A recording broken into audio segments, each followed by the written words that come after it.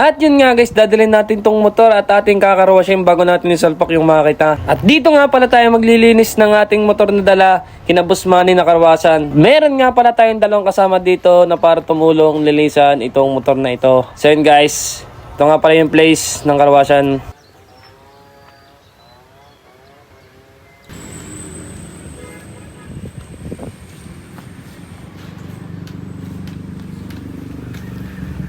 At yun nga guys, pinopromote ko lang itong ating karwasan na pinagkakarwasan dito sa Barangay San Gabriel, Purok 1. So yun guys, yan.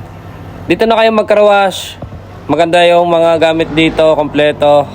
At sa sobrang lakas ng power spray, pwedeng matiklap yung mga pintura nyo. At kung gagamit ka man ng sabon, ay sobrang dulas at sobrang bula ng sabon dito.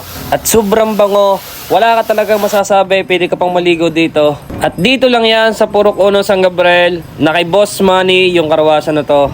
At so yun guys, natapos na natin siya lininis at iuwi na natin siya para salpakan ng ating makina. At para na nga ma-sound check natin yung tunog nito at marami nag-aantay kung ano ba talaga resulta ng ating binuo na to. Pero ito mga boss ay pansamantala lang kasi hindi pa siya totally ayos. Yung mga carb, mga manifold talagang DIY lang ginawa natin para ma-check natin kung nagbabypass yung langis at mabuhay yung motor.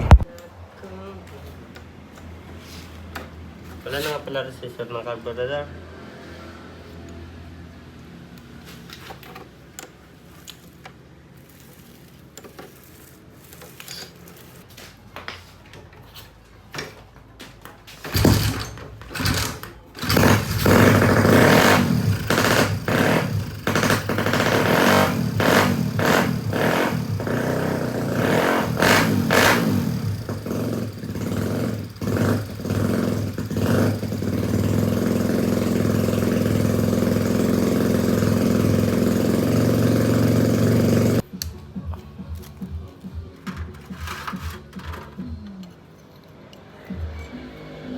At yun nga guys, medyo merong factory defect yung head na nabili natin. Wala siyang butas sa tinginan ng bypass oil. Sa mismong tinginan. Ay sa pinag-checkan pala. Sa ari nga pala yung binaklas natin kung talagang nagaano yung oil.